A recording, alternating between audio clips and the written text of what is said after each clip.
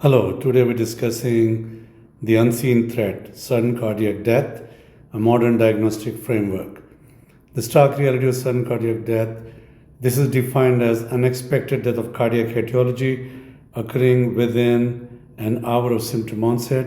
It accounts for 50% of all cardiovascular mortality, making it a leading cause of natural death in USA. 356,000 out of hospital cardiac arrests occur annually in the US. Survival to hospital discharge for a person admitted with sudden cardiac death is less than 10%.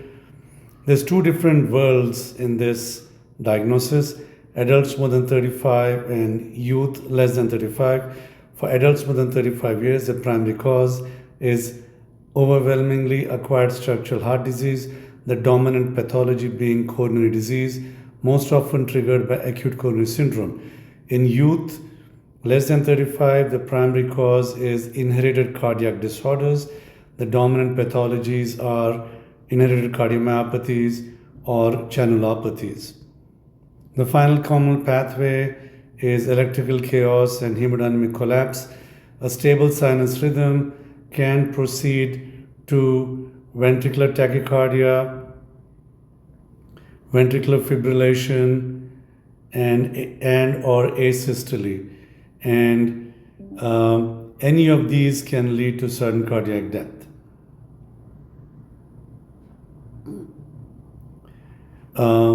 It could be a hardware problem such as a structural or inflammatory disease. Ischemic cardiomyopathy with a scar becomes a substrate for ventricular tachycardia. Non-ischemic cardiomyopathy such as hypertrophic cardiomyopathy has abnormal thickening of the ventricular walls, and this can lead to sudden death, being an arrhythmogenic potential. Arrhythmogenic cardiovascular causes include arrhythmogenic RV dysplasia, where progressive fibrofatty replacement of the myocardium is the arrhythmogenic substrate. Sarcoidosis, which is also known as a great mimic, is an inflammatory disorder. There can be inflammation of the heart, as indicated by the arrows in the figure, which is a cardiac MRI representative. And clinical red flags include unexplained high degree AV block in a patient less than 60 years old, unexplained sustained ventricular tachycardia, reduced LVEF with regional wall thinning in the absence of CAD. It carries a risk of 10% for sudden cardiac death over 5 years of follow-up. Is a major cause of both high-grade AV block as well as ventricular arrhythmias. Channelopathies can be considered of as a software problem. These are inherited disorders of cardiac ion channels. Structurally, the heart appears normal. The major syndromes include long QT syndrome, Brugada syndrome that was described by the Brugada brothers in the 90s, short QT syndrome, and catecholinergic polymorphic VT. Brugada syndrome is responsible for 4% of all sudden cardiac death. The trigger often happens during sleep, and it is 8 to 10 times more common in men.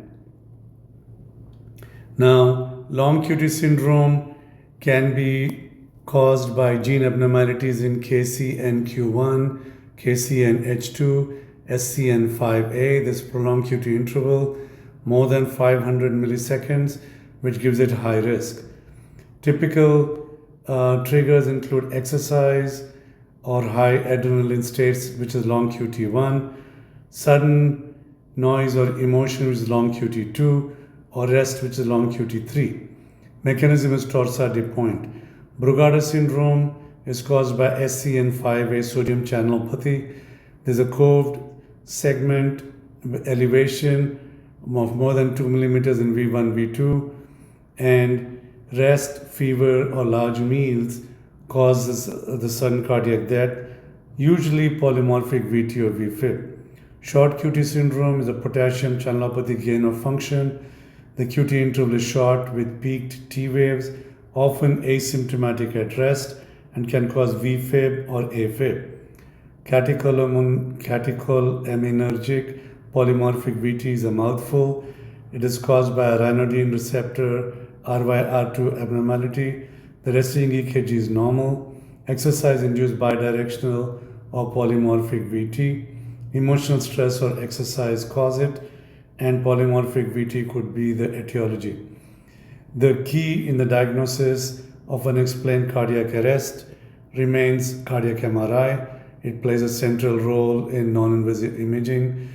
Late gadolinium enhancement identifies irreversible myocardial scarring and fibrosis, such as the white scars shown on the image above.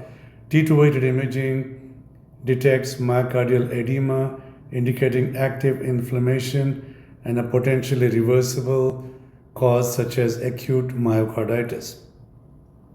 The pattern on LGE is crucial for differential diagnosis, allowing clinicians to distinguish various pathologic causes. Now, ischemic cardiomyopathy shows subendocardial or transmural pattern that follows a coronary artery territory. Arrhythmogenic RV dysplasia shows LGE predominantly involving the RV free wall, often sparing extensive LV involvement, whereas cardiac psychosis shows patchy mid-wall and or subepicardial LGE. Acute myocarditis shows subepicardial or mid-myocardial LGE enhancement.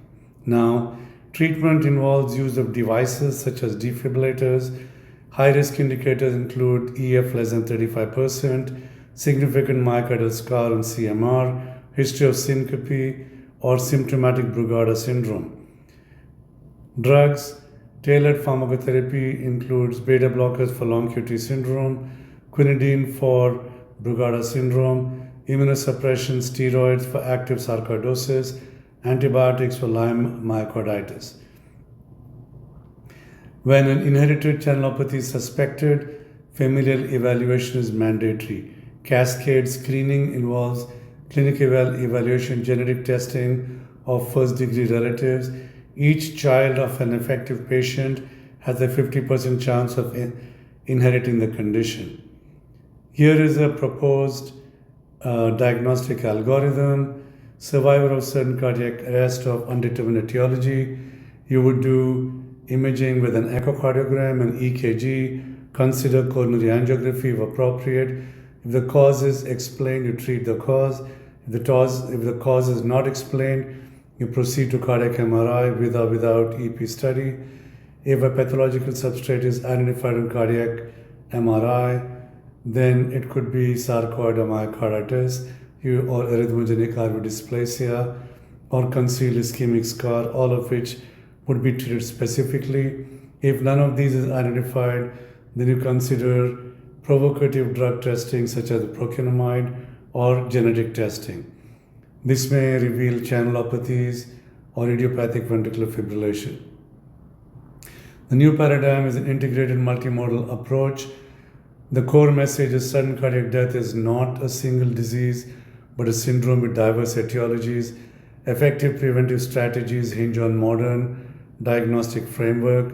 Key pillars include history, consider the age, consider the family history, consider the EKG findings, Brugada syndrome, long QT, tall peak T wave, short QT, advanced imaging with cardiac MRI, including assessment for inflammation, LGE patterns, and T2 imaging, genetics with cascade screening to identify risk. The future is personalized risk stratification, moving beyond broad indicators. For sports people, it is imperative to reproduce a clinical scenario wherein the patient had the cardiac arrest, as this would unmask the underlying pathology.